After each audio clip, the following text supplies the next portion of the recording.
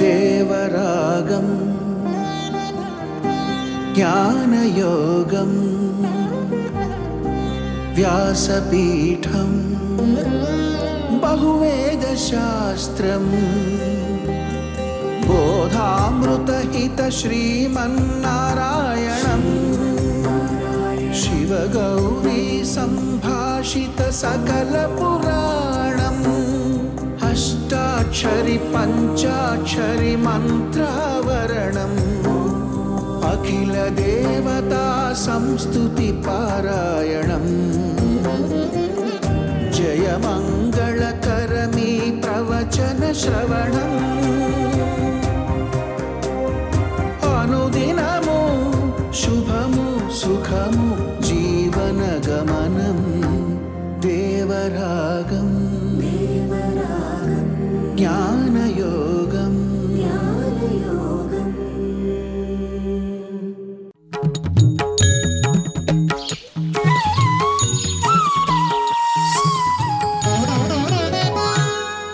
ఆపదామపహర్తారం దాతారం సర్వసంపదాం లోకాభిరామం శ్రీరామం భూయో భూయో నమామ్యహం.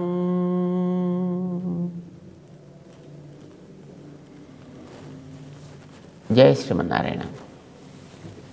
ప్రియ భగవద్బంధువులారా, 6వ అధ్యాయం భగవద్గీత మనసుతో చేయవలసినటువంటి సాధన. మనసుని ఏ విధంగా స్వాధీనం చేసుకోవాలి అనేటటువంటి సాధన శ్రీకృష్ణుడు అర్జునుడికి ఉపదేశం చేసినటువంటి అధ్యాయం. ఆత్మ సంయమ యోగము అని దానికి పేరు పెట్టాడు. సంకల్ప ప్రభవాన్ కామాన్ త్యక్త్వా సర్వాన్ అశేషతః మనసైవేంద్రియగ్రామం వినియమ్య సమంతతః శనైః శనైః ఉపరమేత్ బుద్ధ్యా ధృతిగృహీతయా ఆత్మసంస్థం మనః కృత్వా న కించిదపి చింతయేత్. మనస్సుకి కావలసింది ఇచ్చి ఏది అవసరం లేదో అలాంటి వాటిని తలవడం అనేది మానాలి. సారాంశం అది. ఆత్మకు కావాల్సింది ఏమిటి అంటే ఆత్మని గురించి తెలియచేయడం. ఎందుకు తెలియచేయాలి అంటే ఆత్మ వెనక ఉంది, మనస్సు బయటకు ఉంది. మనస్సు ఎప్పుడు బహిర్ముఖంగా ఉంటుంది. ఈ బహిర్ముఖంగా ఉండడం చేత దానికి ముందుండే ఇంద్రియాలకు సంబంధించిన జ్ఞానం దానికి కలుగుతూ ఉంటుంది. ఇంద్రియాలు ఎప్పుడు కూడా పరాంచి ఖాని వ్యతురణత్ స్వయంభూ అని మన కఠోపనిషత్తు చెప్పినట్టుగా ఈ ఇంద్రియాలన్నీ కూడా మన టార్చ్ లైట్ బయటికే చూపించినట్టుగా ఇవన్నీ బయటికి ఉండే వాటిని చూపిస్తుంటాయి, వాటిని చూస్తుంటాయి, వాటిని గ్రహిస్తుంటాయి, గ్రహించి లోపల తెస్తుంటాయి, తెచ్చి మనసుకి ఇస్తుంటాయి. వీటన్నిటికీ లీడర్ మనస్సు. చేత ఇంద్రియాలు బయట విషయాలను చూస్తాయి. అంటే కన్ను రూపాలను చూస్తుంది, రంగుల్ని చూస్తుంది, చర్మం దానికి ఉండే ఆకృతులని చూస్తూ ఉంటుంది, స్పర్శలను చూస్తూ ఉంటుంది. ఇది వేడిదా, చల్లనిదా, మెత్తనిదా, గట్టిదా దాన్ని చూస్తూ ఉంటుంది. నాలుక రుచులు చూస్తుంది, ముక్కు వాసనలు చూస్తుంది, చెవి శబ్దాలను వింటుంది. ఇవన్నీ మనకు తెలుసు. అయితే ఇవన్నీ బయట నుంచి చూసి ఆయా శబ్దస్పర్శాదులు కలిగినటువంటి వస్తువులు ఉంటాయి కదా, ఆ వస్తువుల యందు ఆశని పెంచుకుంటాయి. వాటిని ఆ సంస్కారాలను తెచ్చి లోపల జాగ్రత్త చేస్తాయి. మనస్సు వాటన్నిటిని కూడా అందుకుంటూ ఉంటుంది. ఇంద్రియాల ద్వారా మనస్సు అందుకుంటుంది. కొన్ని సంస్కారాలు ఇంద్రియాల దగ్గరే జాగ్రత్త పడతాయి, కొన్ని సంస్కారాలు మనసు దగ్గరకు వస్తాయి, కొన్ని మనసులోంచి వెనకాతల బుద్ధి దాకా వెళ్ళి అక్కడ నిల్వ ఉంటాయి. సో ఇవన్నీ ఏం చేస్తుంటాయి, బయట నుంచి ఎంతవరకు ఫ్లో లోపలికి వస్తూ ఉంటుందో అంతవరకు ఆ కింద ఉండేవి అణిగి ఉంటాయి. ఎప్పుడు ఈ బయట నుంచి వచ్చేటటువంటి ఫ్లో ఆగుతుందో అప్పుడు ఆ కింద ఉండేటువంటి వాసనలన్నీ కూడా మెల్లిగా పైకి విజృంభించడం ప్రారంభం చేస్తాయి. కొన్ని ప్రాంతాల్లో, ఆల్మోస్ట్ అన్ని ప్రాంతాల్లో ఉండొచ్చు, ఉదయం పూట సూర్యుడు ఉన్నంత వరకును క్రిమి కీటాదులన్నీ కూడా అణిగి ఉంటాయి. సూర్యుడు అస్తమించగానే అవన్నీ ఒకసారి విజృంభిస్తాయి. ఇంకా దోమలు భయంకరంగా వస్తాయి, ఇతర కీటకాలు భయంకరంగా వస్తాయి. వాటి అరుపులు, వాటి సంచారము, ఇది మిగతా చోటంతా వ్యాపిస్తూ ఉంటుంది. ఇది మనం ప్రకృతిలో చూస్తుంటాం. కానీ ఇవే కీటకాలు ఉదయం టైంలో కూడా ఉంటాయి, అవే దోమలు ఉదయం టైంలో కూడా ఉంటాయి. కానీ సూర్యుడి కిరణ ప్రభావం చేత ఆ కిరణాలు ఈ ప్రాంతంలో సాగుతూ ఉన్నంత వరకు అవి పైకి రాకుండా ఎక్కడొక్కడ అణిగి ఉన్నట్టుగానే మన ఇంద్రియాల్లో, మనస్సులో, బుద్ధిలో మనం బయట ఏవేవైతే అనుభవించి ఉన్నామో ఇవన్నీ కూడా లోపలికి వెళ్ళి సంస్కారాలుగా అక్కడ వీటిని నిల్వ చేస్తే ఈ నిల్వలో ఉండేటటువంటి ఆ సంస్కారాలు అస్తమానం పైకి రావు, కానీ ఉంటాయి. ఎప్పుడు వస్తాయి అవి? వాటి మించి సాగేటువంటి ప్రవాహం నిరంతరం సాగుతున్నంత వరకు అవి అణిగి ఉంటాయి. ప్రవాహం ఆగింది అనగానే వాటికి తలెత్తేటటువంటి స్వభావం ఏర్పడుతుంది. ప్రవాహం ఎప్పుడు ఆగుతుంది? పైన ఇంద్రియానికి నువ్వు అడ్డుకట్ట వేస్తే అప్పుడు లోపలికి ప్రవాహం ఆగింది, అప్పుడు లోపలికి పైకి లేవడానికి ప్రయత్నం చేస్తాయి. ఇప్పుడు మన కంటితో చూస్తున్నాం అనుకోండి, ఎదురుకుండా రూపాలు కనిపిస్తున్నాయి, బోల్డ్ అన్ని రూపాలు. అంటే ఒక ప్రవాహం, రూప ప్రవాహం లోపలికి వెడుతోంది కనుక ఇదివరకు ఆ చక్షురింద్రియంలో ఏమైనా కొన్ని సంస్కారాలు ఉన్నా అవన్నీ అణిగి ఉంటాయి దాని ప్రవాహానికి. ఈ ప్రవాహం ఎప్పుడైతే ఆగుతుందో, పైన రెప్ప పడిపోతుంది అనుకోండి, అప్పుడు ఆ కింద ఉండే వాటికి పైకి రావడానికి అవకాశం ఏర్పడుతుంది. మనస్సు కూడా అంతే. ఈ 5 ఇంద్రియాలు లోపలికి తెచ్చి ఇస్తున్నంత వరకు, ఆ ప్రవాహం లోపలికి సాగుతున్నంత వరకు మనస్సులో ఉండేటటువంటి సంస్కారాలు ఏమున్నాయో అవన్నీ కూడా అణిగి ఉంటాయి. ఎప్పుడైతే బయట నుంచి ప్రవాహం రావడం ఆగిందో, అంటే వీడు అలసిపోయినప్పుడు, వీడికి నిద్ర వచ్చినప్పుడు, అలసిపోవడం నిద్ర రావడం అంటే ఏమిటి అర్థం? ఇంద్రియం పనిచేయడం ఆగింది, ఇంద్రియానికి కొంత అలుపు వచ్చింది, అలుపు వల్ల అది విశ్రాంతి కోరింది, ఆ విశ్రాంతి కోరగానే వీడికి బాహ్య ప్రవృత్తి ఆగింది, నిద్ర అని అంటాం దాన్ని. ఇప్పుడు ఈ నిద్రాదశలో ఉండేటప్పుడు ప్రవాహం ఆగింది కనుక కింద ఉండేటటువంటి సంస్కారాలు మనస్సులోంచి, బుద్ధిలోంచి, ఇంద్రియాల్లోంచి కూడా పైకి లేస్తాయి. ఇవి మన లోపల కలిగేటటువంటి స్వప్న దశ కావచ్చు, స్వప్నాల్లో మనం చూసేటటువంటి అనేక అంశాలు కావచ్చు, లేదా మనం చేసే ఆలోచనలు కావచ్చు. సో ఇవన్నీ అప్పుడు బయటకు వస్తాయి. వీటన్నిటిని మనం ఏమంటాం? ఇవన్నీ సంకల్పజములు అని అంటాం. మనలో ఉండేటువంటి ఆలోచన చేత ఇవన్నీ ప్రభావితం అవుతూ ఉంటాయి. వాటి వల్ల మన ఆలోచనలు కూడా ప్రభావితం. It's vice versa. మన ఆలోచనల వల్ల మనకి దేని మీద ఆలోచన కలుగుతుందో దానికి సంబంధించినటువంటి ఆ రికార్డ్స్ ఎక్కడెక్కడ ఉన్నాయో మొత్తం ఆ బీజాలు అవన్నీ కూడా ఒక చోటకి పైకి రావడానికి ప్రయత్నం చేస్తాయి. సో ఇవన్నీ కూడా సంకల్ప ప్రభవాన్, కామాన్, ఇవన్నీ కూడా ఆనాటి అనుభవాల వల్ల లోపల ఏర్పడ్డ ఆ రికార్డ్స్, కోరిక వల్ల ఏర్పడ్డ బీజాలవి, వాసన బీజములు అని అంటాం మనం. వాటిని కూడా కామములు అని అనొచ్చు, కామముల వల్ల ఏర్పడ్డవి కనుక. అలాంటి వాటిని సర్వాన్ అశేషతః, వీటన్నిటిని నిగ్రహించాలి. దేంతో నిగ్రహించాలి? నీ లక్ష్యాన్ని చూపించి నిగ్రహించాలి. కొన్నిటిని మనం వదిలే ప్రయత్నం చేస్తాం. మనం గతంలో అనుకున్నాం సంస్పర్శజములు కొన్ని ఉంటాయి. ఇప్పుడు ఎండ, వాన, గాలి, నీరు, ఇవన్నీ కూడా వాటిని నువ్వు అడ్డుకోగలుగుతావు, వాటి నుంచి నువ్వైనా దూరంగా వెళ్ళగలుగుతావు. వాటి మధ్య నువ్వు ఉండాల్సినటువంటి పరిస్థితి ఏర్పడితే అవి నిన్ను ఇబ్బంది కలిగించని రీతిలో తయారు చేసుకుంటావు. వానొస్తే గొడుగు పట్టుకుంటావు, చలి వస్తే ఒక కోటు వేసుకుంటావు, గాలి వస్తే దానికి ఏదో తట్టుకోవడానికి ఏదైనా ఒక అడ్డు పెట్టుకోవడం అలాంటిది ఏదో చేస్తాం. ఎండ ఎక్కువైతే కాస్త గాలి దానికి సప్లై చేస్తాం, విసురుకుంటాం. లేకపోతే కాస్త నీళ్లు పోసుకొని దాన్ని తడుపుకొని బట్టలు పెట్టుకుంటాం. మనం ఒక్కొక్క దానికి ఒక్కొక్క రకమైనటువంటి సాధనం మనం అవలంబిస్తాం. వీటి నుంచి మనం కొంతవరకు ప్రయత్నం చేస్తే దూరంగా ఉండడానికి అవకాశం ఉంటుంది. 2 రకాలుగా, ఒకటి మనం చేసే ఆలోచన వల్ల, మనం చేసే ప్రవృత్తి వల్ల. ఆలోచన వల్ల ఎస్ ఇవన్నీ తాత్కాలికాలు కనుక మనం వీటి వెంట పరిగెట్టద్దు, అది ఒక ఆలోచన. ఆచరణ వాటి నుంచి నిన్ను నువ్వు దూరంగా జరుపుకోవడం, లేదు వాటిని నీ నుంచి దూరంగా జరపడం లాంటిది. వాటి నుంచి నువ్వు కొంచెం దూరంగా ఉండేటువంటి ప్రయత్నం చేయడం అన్నమాట. ఇది మనం ప్రయత్నం చేసి సాధించవచ్చును. ఇది ఒక రకమైనటువంటి సాధన. నిజానికి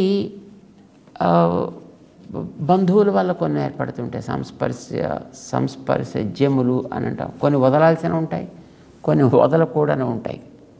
ఇప్పుడు బంధువుల వల్ల ఏర్పడేటటువంటి కొన్ని కర్తవ్యాలు ఏర్పడతాయి. ఇప్పుడు తల్లి, తండ్రి, భార్య, భర్త, పిల్లలు, ఇతర మేనమామలు, మేనత్తలు, అల్లుళ్ళు, ఇలాంటి వాళ్ళంతా ఉంటారు కదా. వీటన్నిటిని మనం వదిలిపెట్టడానికి వీలైనవి అన్నీ కాకపోవచ్చును. సో శారీరకంగా నీకు ఏవేవి వదలడానికి తగదో వాటిని నువ్వు వదలాల్సిన అవసరం లేదు. వాటిని శరీరానికి మాత్రమే పరిమితం చేయాలి. మనస్సులో వాటిని మనం పట్టించుకోవాల్సిన అవసరం లేదు. నువ్వు ఒక పని చేయాలి, ఇక్కడ ఈ వ్యక్తితోటి నువ్వు ఈ పని చేయవలెను, డూ ఇట్. అది అక్కడితోటి దాన్ని ఆపవలెను. ఇప్పుడు మన దగ్గర పనిచేసేటువంటి ఒక వ్యక్తికి మనం పోషణ కోసం ఏదో కొంత ధనం ఇస్తాం. దాన్ని నువ్వు ధనం ఇవ్వాలి, వాడు చేయవలసిన పని వాడు చేయాలి. వాటితోటి నీకుండేటటువంటి ఆ బాధ్యత అక్కడికి నీకు పూర్తవుతుంది. ఇలాగా కొన్నిటిని మనం సమంతతః వినియమ్య, వాటిని నువ్వు పూర్తిగా నియమించవలే. పూర్తిగా అంటే వాటికి ఉండేటటువంటి స్పర్శలు, వాటి వల్ల కలిగేటటువంటి స్మరణలు, ఈ రెంటిని కూడా నువ్వు కాస్త కంట్రోల్ చేసుకోవాలి. ఇది సాధనలో మనం చేసేటటువంటి మొదటి ప్రయత్నం. బయట వాటి విషయంలో మనస్సులో వాటిని నియమించడానికి నీ లక్ష్య శుద్ధి నీకు ఏర్పడి దానివైపు నీ మనస్సుని మరింత స్థిరంగా నువ్వు పంపించే ప్రయత్నం చేయాలి. అంటే వీటిలో ఉండేటువంటి దోషాలను చూడాలి, దాంట్లో ఉండే గుణాలను చూడాలి, గుణాల యొక్క స్మరణ పెంచాలి. ఈ దోషాలను వీలైనంతవరకు స్మరించడం, తగ్గించడం చాలా మంచిది.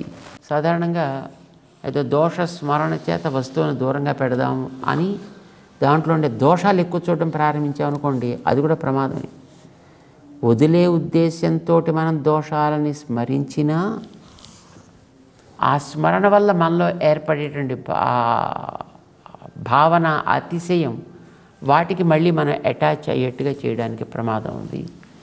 కనుక దోష దృష్ట్యా కూడా వాటిని ఎక్కువ స్మరించడం అంత క్షేమకరం కాదు అని అంటూ ఉంటారనమాట. బయట వాటిని తట్టుకోవాలంటున్నాం కదా. వేసవికాలం వచ్చింది, అప్పుడు మనకి కొన్ని కోరికలు ఏర్పడతాయి. చల్లగా ఉంటే బాగుండు. శీతాకాలం వచ్చింది, వెచ్చగా ఉంటే బాగుండు. కోరికలు అనేవి ఉండడం తప్ప రైటా అంటే కోరిక లేకపోతే వాడు బతికిలేడని అర్థం కదా.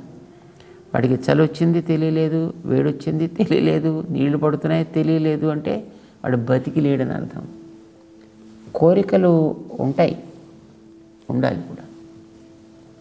కానీ అవి ఎంతవరకు, వాటికి హద్దు ఏమిటి అనేది మనకి తెలియాలి. వాటిని సహించడం ఎట్లాగో కూడా మనం నేర్చుకోవాలి. ఇంకా మిగతావి ఏవి తప్పనిసరిగా ఉండాల్సిన బాధ్యతలేవో వాటి పరిమితులు మనకు తెలియాలి. లోపల ఉండేటువంటి వాటి గురించి శనైహి ఉపరమేత్, వాటి నుంచి ఒక క్రమ పద్ధతిలో మెల్లిమెల్లిగా మనసుని వెనక్కి తీసుకురావాలి. దేంతో తీసుకురావాలి? బుద్ధ్యా, ధృతిగృహీతయా, నిశ్చయాత్మకమైనటువంటి బుద్ధితోటి వెనక్కి తీసుకురావాలి. సాధన అని దీనికి మనం పేరు పెట్టాం. మనం గతంలో మనకి చాలా పరిచయం ఉండేటటువంటి ఒక ఎగ్జాంపుల్, ఒక ఉదాహరణ మనం ఎప్పుడు తీసుకుంటూ ఉంటాం. విశ్వామిత్రుడు ఏదో కారణం చేత ఆయన తపస్సు ప్రారంభం చేశాడు. కానీ తపస్సు ప్రారంభం చేయగానే సిద్ధి పొందేది కదా, ఆరంభించగానే టక్కుమని వచ్చి ఇలా ఫలితం చేతిలో పడదు కదా. కొంతకాలం దానికోసం సాధన చేయాల్సి వస్తుంది. ఆ చేసేటువంటి కాలంలో మళ్ళీ ఏవో కొన్ని రకరకాల విఘ్నాలు వస్తుంటాయి. ఆ విఘ్నాలు ఏమిటి, ఎలా ఉంటాయి, ఏం చేస్తాయి, ఎట్లా ఎదుర్కోవాలి, ఎట్లా వాటిని తొలగించుకోవాలి, తొలగించుకొని లక్ష్యం వైపు మళ్ళీ మనం ఎట్లా సాగాలి, ఇది వాడికి తెలియాలి. జారిపోవడం అది ఎప్పటికైనా ఎప్పుడూ మనకు ఉంటూనే ఉండి, జీవితం ఉన్నంత వరకు కూడా ఇవి సాగుతూనే ఉంటాయి. మనకి ఎంతవరకు వెళ్ళాలి ఈ సాధన అని అంటే, అవి చుట్టూ ఉన్నా వీడి మీద ప్రభావం చూపనంత స్థితికి వీడు సాధన చేయాలి. వాటిని వదిలిపెట్టి వీడు ఎక్కడికో పోలేడు. గాలిని వదిలిపెట్టి మనం ఎక్కడికి పోతాం, ఎండను వదిలిపెట్టి మనం ఎక్కడికి పోతాం, నీళ్ళను వదిలిపెట్టి మనం ఎక్కడికి పోతాం, వ్యక్తుల్ని వదిలిపెట్టి మనం ఎక్కడికి పోతాం. ఎక్కడికి పెడితే మళ్ళీ అక్కడ ఉండేటువంటి మళ్ళీ కొన్ని పరిస్థితులు మనకు ఉంటాయి కదా. చేత వాటిని వదిలిపెట్టి వెళ్ళడం కాదు, వాటి విషయంలో చుట్టూ ఉన్నప్పటికీ ప్రభావం చూపని దశలో నీ మనస్సును నువ్వు తయారు చేసుకోవాలి. విశ్వామిత్రుడు అట్లా సాధన చేశాడండి. మొట్టమొదట ఆయన సాధన ప్రారంభం చేయగానే దాంట్లోకి ఆ రకమైనటువంటి పెర్ఫెక్షన్ ఆయన ఏర్పడలేదు. ఎక్కడెక్కడ జారిపోతూ ఉండేవాడు, ఎప్పటికప్పుడు జారిపోతూ ఉండేవాడు. కానీ చివరికి ఎంతవరకు వెళ్ళాడైనా, సాక్షాత్తు రామచంద్రుడే తనకి శిష్యుడు కాగలిగేట అంత స్థితికి ఎదగలిగాడు ఆయన. రామచంద్రుడిని, లక్ష్మణస్వామిని తనతో పాటు తీసుకువెళ్ళినప్పుడు వాళ్ళకి తాను చేసినటువంటి ఉపదేశాల ప్రభావం చేత వాళ్ళు తనని గురువుగా భావించి, యజ్ఞ సంరక్షణ పూర్తయిన తర్వాత ఆ పిల్లలిద్దరూ కూడా విశ్వామిత్రుడికి వచ్చి అతనికి సాష్టాంగం చేసి, మహానుభావ నువ్వు ఒక్కడిని అడిగావు, మేమిద్దరం వచ్చాను నీకు. ఇమౌస్మ మునిశార్దూల కింకరౌ సముపస్థితవు. నువ్వు ఒక్కడిని కోరుకుంటే ఇద్దరం వచ్చాను చూడు, ఏదో ఒకటి కొనండి ఇంకొకటి మీకు ఫ్రీగా వస్తుంది అంటున్నాను, బై వన్ గెట్ వన్ లాగా.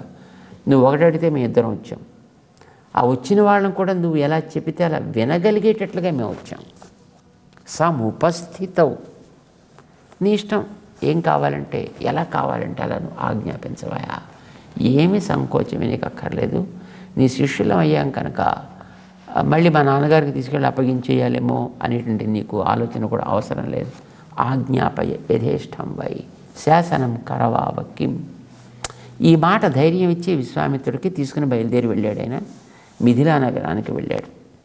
నాకు తెలుసు, మిథిలా నగరానికి వెళ్ళిన తర్వాత విశ్వామిత్రుడిని ఎదురుకుండా కూర్చోబెట్టి, కొత్త శిష్యులు రామలక్ష్మణులు వెళ్ళిద్దరిని పక్కన కూర్చోబెట్టి సభ అంతా అక్కడ ఉంటుండగా జనక చక్రవర్తికి శతానందుడు అనేటటువంటి ఆయన మంత్రి గారు విశ్వామిత్రుడి చరిత్ర అంతా చెప్పాడండి. సాధారణంగా మన గురించి ఎవరైనా మంచి చెప్తుంటే ఇంకా ఇంకా ఇంకా ఇంకా వినబుద్ధి అవుతూ ఉంటుంది. కానీ మన గురించి చెడు చెప్తుంటే మనకి భలే ఇరిటేషన్గా అనిపిస్తుంది, ఒళ్ళు మండిపోతూ ఉంటుంది. అవతల వాడిని వెళ్ళి అమాంతం పట్టుకుని ఏదో చేసేవారు అని అనిపిస్తుంది, జనరల్ టెండెన్సీ. మరి విశ్వామిత్రుడు గతంలో చేసిందంతా కూడా సాధన. ఆ సాధనలో ప్రతి చోట పాపం రకరకాలైనటువంటి విఘ్నాలే ఆయనకి ఎదురయ్యాయి. రకరకాలుగా దాంట్లోంచి ఆయన జారిపోవడం కూడా జరిగింది. అయితే జారిపోయిన అలాంటివన్నీ ఎవడైనా చెప్పాలి, దాన్ని తను వినాలి అని అనుకోడు, ఎవడైనా అలాంటివి చెప్పుకోవాలి అని కూడా ఎవడు కోరుకోడు. కానీ విశ్వామిత్రుని కూర్చోబెట్టి శతానందుడు, నీకు మొట్టమొదటి విశ్వామిత్రుడి చరిత్ర చెప్తానయ్యా అని ఆరంభం చేశాడు. ఆయన గురించి ఎందుకు చెప్పడం? జగమెరిగిన బ్రాహ్మడికి జంధ్యమేళ అని ఆయన గురించి ఎవడికి తెలియదు కనుక ఇప్పుడు మళ్ళీ కొత్తగా నువ్వు చెప్పాలటయా? ఎస్, చెప్పాలి. అందుకే నేను నీకు చెప్తున్నా అన్నాడు శతానందుడు. ఎందుకు చెప్పాలి? నీకు తెలిసిన విశ్వామిత్రుడు వేరయా, ఇప్పుడు నీ ఎదురుకుండా ఉండేటువంటి విశ్వామిత్రుడు వేరు. ఇప్పుడు ఆత్మసంస్థం మనఃకృత్వా నకించిదపి చింతయేత్ అనే స్థితికి చేరిన విశ్వామిత్రుడు ఇప్పుడు నీ ఎదురుకుండా కూర్చున్నవాడు. ఇదివరకు నీకు తెలిసినటువంటి విశ్వామిత్రుడు శనైహి శనైహి ఉపరమేత్ అనే స్థితిలో ఉన్నవాడు. అంటే మెల్లమెల్లగా సాధన చెయ్యాలి అనే స్థితిలో ఉన్నాడు. సాధన పాపం చేస్తూ చేస్తూ రకరకాల ఇబ్బందుల పాలు అయ్యాడు. ఇప్పుడు అట్లా కాదు, ఇప్పుడు దాంట్లో పరిపాకమైనటువంటి స్థితికి వచ్చేసాడు ఆయన. ఇప్పుడు దేనికి కూడా చెదరనటువంటి ఒక స్థితికి వచ్చాడు. అది ఎలా ఉన్నాడు అని నీకు చెప్తాను విను. ఆయన ఎదురుకుండా కూర్చోపెట్టి చెప్తుంటే అయ్యైన బలాన్ని దిక్కుకు వెళ్ళాడు, సునశ్రేపుడు వచ్చాడు, అయిపోయింది. త్రిశంకు వచ్చాడు, అయిపోయింది. మేనకు వచ్చింది, అయిపోయింది. రంభ వచ్చింది, అయిపోయింది. ఇంద్రుడు వచ్చాడు, అయిపోయింది. ఇలా ఒక్కొక్క వైపున వెళ్ళి అతని ఎదురుకుండా కూర్చోపెట్టి చెబుతుంటే, ఎవరి గురించో చెబుతుంటే చెవులు రిక్కించుకొని ఎలా అయితే వింటుంటారో సాధారణంగా జనాలు, అలాగే విశ్వామిత్రుడు కూడా తన గురించి చెప్తున్నాడు అనేటువంటి భావన కూడా లేకుండా దాన్ని ఆయన కూడా హాయిగా ఆస్వాదిస్తూ విన్నాడు అంతే. అనుకూలమైనవి చెబుతుంటే మనసులో బాధ కానీ, కోపం కానీ, లేదు ఆనందం కానీ, ప్రతికూలమైనవి ఏమైనా చెప్తుంటే తనకి తగనివి, తనకి ఇష్టం లేనివి, తనకి నచ్చనివి చెప్తుంటే దానివల్ల మనసులో ఒక రకమైనటువంటి ఉద్రేకం కలగడం కానీ ఏమీ లేనటువంటి ఒక నిశ్చల స్థితికి ఆయన చేరడం. నేంగతే అని దీపాన్ని గురించి గతంలో చెప్పాడే, నివాతస్థ నేంగతే సోపమా స్మృత అని. అట్లాగా ఎటు నుంచి ఏ గాలి వీచినా చెదరనటువంటి దీపంలాగా విశ్వామిత్రుడు ఈవేళ సిద్ధపురుషుడయ్యాడయ్యా. ఈయన ఆత్మ దర్శనం చేసిన వాడయ్యాడు. ఆత్మదర్శనమే కాదు, పరమాత్మ దర్శనం చేసిన వాడయ్యాడు. ఆ పరమాత్మకి సమగ్రత కలిగించేటటువంటి స్థితిలో ఈవేళ వచ్చి ఇక్కడ ఉన్నాడయ్యా. అంటే సాధనలో పరిపాక దశకి చెందినటువంటి మహనీయుడు అయ్యాడు ఈవేళ. కనుక నీకు తెలిసిన విశ్వామిత్రుడు గతంలో ఆయన సాధన చేసే దశ, ఇప్పుడు సాధన పరిపాకమై సిద్ధి పొందిన దశ. ఇది నీకు తెలియదు. ఇది అందుకు నేను చెప్తున్నాను అని విశ్వామిత్రుడి గురించి ఆయన చెబితే ఇది ఆయనకుండేటటువంటి గొప్ప యోగ్యతను తెలియజేస్తుంది. ఆత్మదర్శన కాంక్షి అయినటువంటి వాడు మనసుని ఏ విధంగా నిగ్రహించాలి అనేటటువంటి దానికి శనైరో పరమేద్ బుద్ధ్యా ధృతిగృహీతయ. అతనికి ఎప్పుడు నిరాశ ఏర్పడలే, పట్టుదల కూడా ఎవరి మీద కక్ష సాధించడానికంటూ ప్రారంభించాడు మొట్టమొదటి వశిష్ఠుల వారి మీద.